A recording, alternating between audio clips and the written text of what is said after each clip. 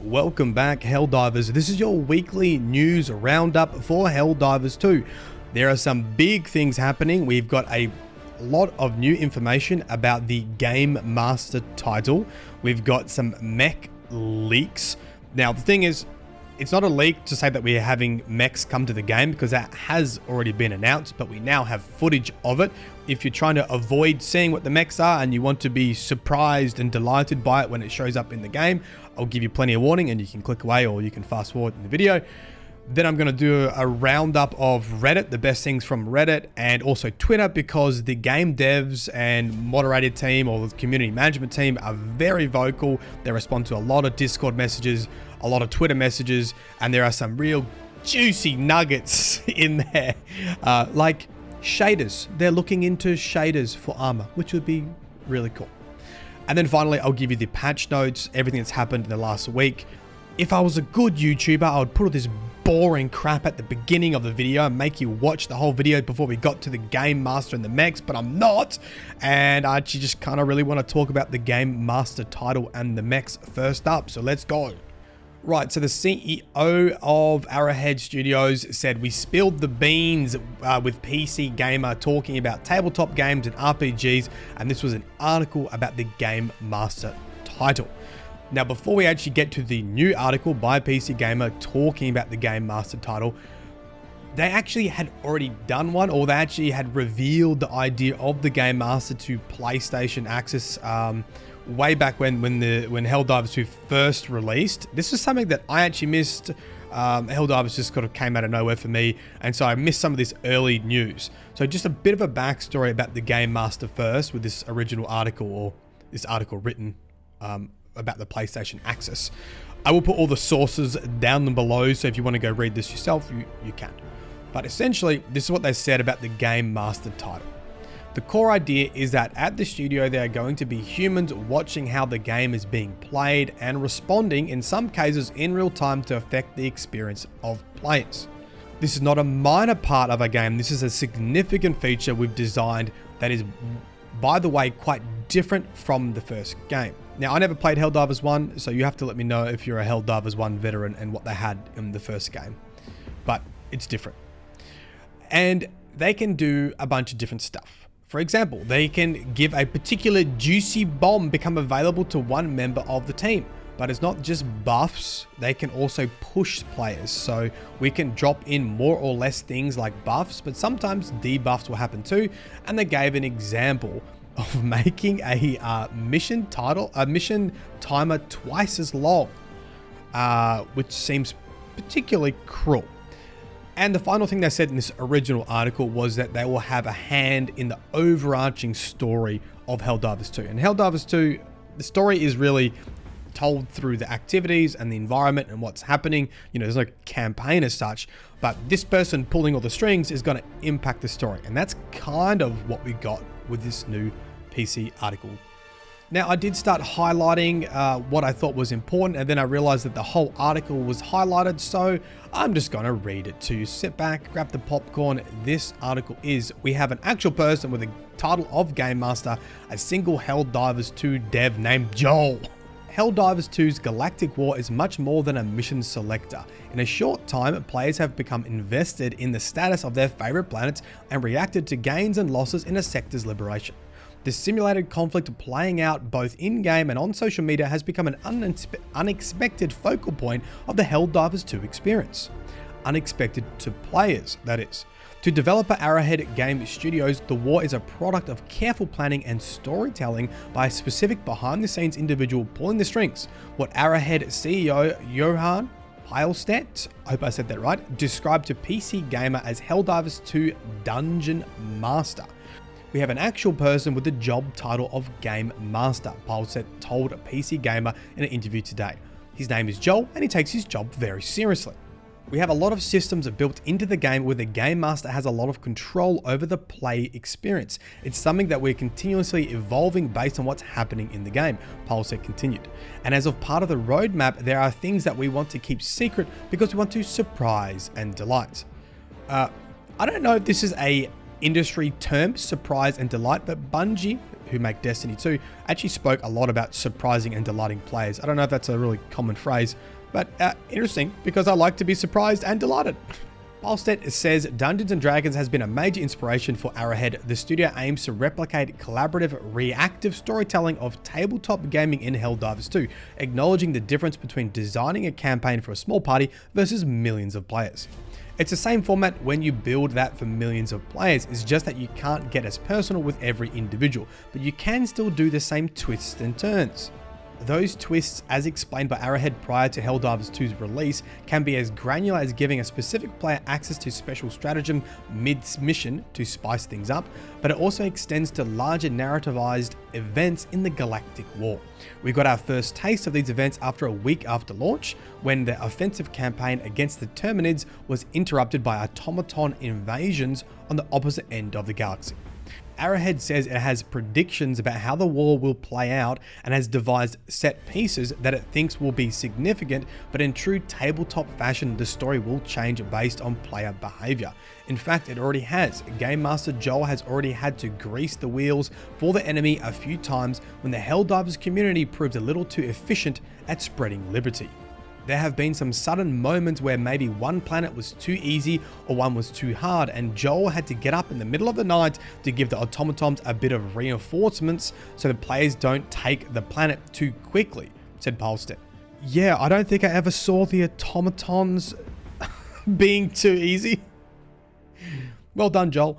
Another moment of improvisation was less obvious. After the community managed to liberate the first batch of Terminid planets faster than Arrowhead anticipated, there was an unplanned day of nothing happened before the automaton invasion was to begin. So Joel, in his infinite wisdom, decided what happens when a faction wins a portion of a war. Well, they mine everything. That's where the incendiary mine segment came from. Players might remember this as a 24-hour period where the incendiary mine stratagem was available for free on all missions, a cheeky if vague moment of payoff.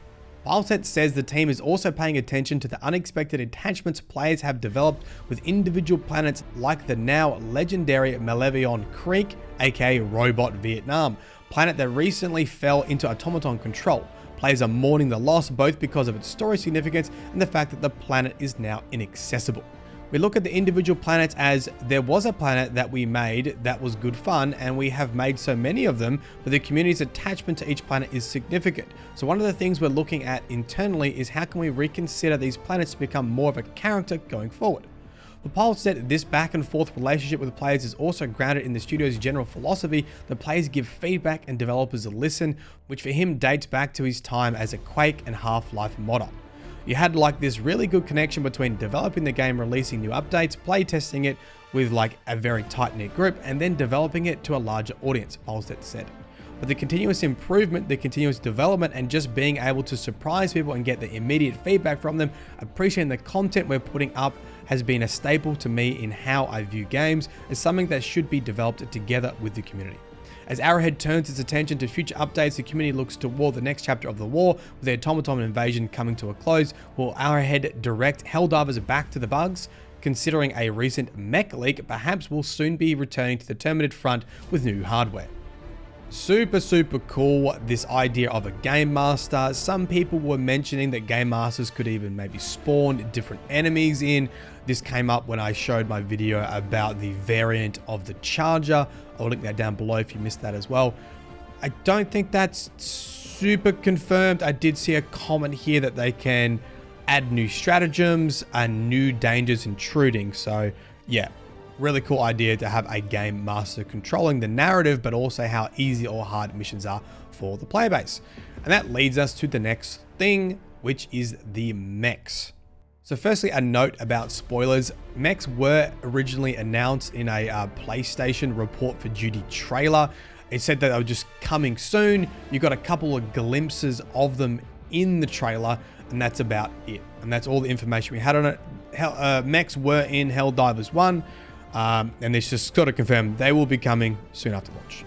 Now, the spoiler part is we do have some footage in-game of it, of mechs in the game. And this was posted to Reddit, and I'm going to show it. So if you don't want to see it, leave now. There is a lot of, not confusion, but I guess we don't know how official this is. We don't know if this was planted by Arrowhead and they want us to see it, or if this is a genuine leak. There has been no confirmation that I know of from the CEO or any of the mods or community team that, like, one way or the other, that this was either planted by them or that this is a genuine leak. Either way, you're going to see some footage of mechs. All we know about this footage is that the original poster said that they joined a group of randoms last night, and this random person said they had new weapons and they were excited about it and they wanted to show it off, essentially. Kind of sounds like a game master or a developer, and that they got some footage of it, but their system crashed after a while. They said rockets and machine guns, you can switch between them. I didn't get long to play with it, then my game crashed, and that was the last thing I was shown. Right. So they joined some randoms and they had mechs. That's the backstory. Here you go.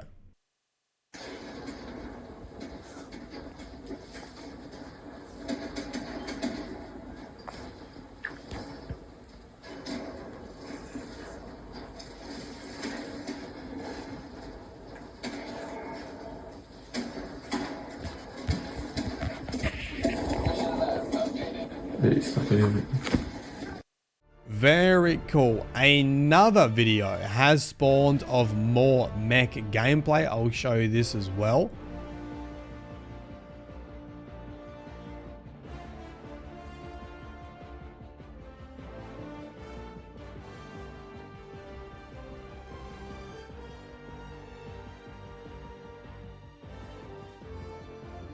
This definitely looks more like a trailer. I don't think the original poster said how they got hold of this footage, but they did speculate on a bunch of stuff of when it might be released, saying that they think they'll drop with the new War Bond, which is the second Thursday of March, so March 14th. They also gave, they obviously are Helldivers 1 player, and they said, so same as in Helldivers 1, I assume they have limited ammo, can't be rearmed, can only be called in once per mission, and then it also has a stratagem slot, which seems pretty reasonable to say that you only get to call them in once, they'll have limited ammo, can't be rearmed. They're obviously going to be pretty powerful, I imagine, and I'm pretty excited for it. Right, moving along to your other Reddit roundups. There's been this narrative or story about team killing people that aren't using the meta gear in the end game of Helldivers or the hardest difficulty, then for whatever reason, taking people's samples, which is so dumb because you share samples anyway. I don't know. I'm actually going to try and go do some Helldive missions, experimenting with loadouts. So I'll see if people kill me if I'm not using the meta, or they kick me from the mission just before I get all the XP. Bit of drama for you. This is kind of from the Discord and the Reddit. Basically, someone asked if they're going to work on buffs for underperforming stratagems and weapons, and one of the community managers, Baskinator, said we're working on an update for it. This Redditor went back through some of the PlayStation footage and the previous trailers and noticed that the Destroyer actually looked different. So people are hoping for some Destroyer upgrades, whether this is just old, outdated footage or whether there is going to be an upgrade in the future. We don't know yet. Okay, all the replies the CEO of Arrowhead Game has given, that it's kind of cool information. There's a reply here from the CEO saying the team is working on it. Our old roadmap is very out of date in comparison to what we now want to do. So someone just asked about the roadmap and said, hey, we're working on it. Our old roadmap's pretty dog shit, and we're going to make a new one because everyone loves the game. This person asked, any chance of seeing color customization for helmets, armors, and capes? And the CEO said, being discussed internally, which is super cool. Shaders, baby. Someone asked, what are you looking most forward to once you get the servers and everything working well? And the CEO responded with, I'm most looking forward to the treats that the game master will bring out. Yes, strap in, there's going to be more surprises. Somebody asked about loadouts, and the CEO responded with, it's a good idea. We had it like that, meaning that you could toggle loadouts before missions, but we realized that when it's empty, players would, on average, change up their loadouts more. Adding it as an option would be good for experienced players that already know what they want. i.e. the railgun and the backpack shield generator. And of course, hopefully you've experienced the increase in server capacity for Helldivers 2. They upped it to 700,000. And then there was even a tweet here from the 25th saying we expect Helldivers 2 servers to hit the 800,000 concurrent max capacity. Huge. Right, that's your Reddit and Twitter roundup. Now let's look at the patch notes. You'll have to give me some feedback here if you want me to go through every bullet point on patch notes. For me personally, I'm only really interested in the juicy stuff, so that's what I'm going to do unless you tell me otherwise. Starting with, these are patch notes over the past week. So starting with patch 1.000.11. Of course, there's a lot of fixes to do with crashing the game and some issues with Game Guard. But the most sort of functional one that you might be interested in is they implemented the AFK kick for players who remain idle for 15 minutes. This, I believe, has made a huge difference with getting onto servers and not having them clogged up, because a lot of people were leaving their games on once they got in and they went to bed and just leave their game on. So when they got up in the morning, they could play even more Helldivers. And now you get kicked if you remain idle for too long. The only important thing to note for known issues is that armor values for light, medium, heavy are still bugged. Moving on to patch 0.12.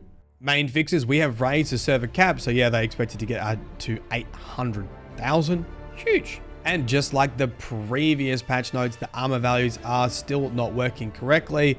Once again, just use light armor for the speed because you're not going to get the heavy benefits at this stage. Heavy does not seem to be making you take more damage, less damage. You know what I mean? Right, on to patch 0.13. There are some big things in here, mainly to do with super credits not showing up and things to do with the war bond not being accessible after purchase, the premium war bond. A lot of complaints about super credits just kind of disappearing. This should be fixed now.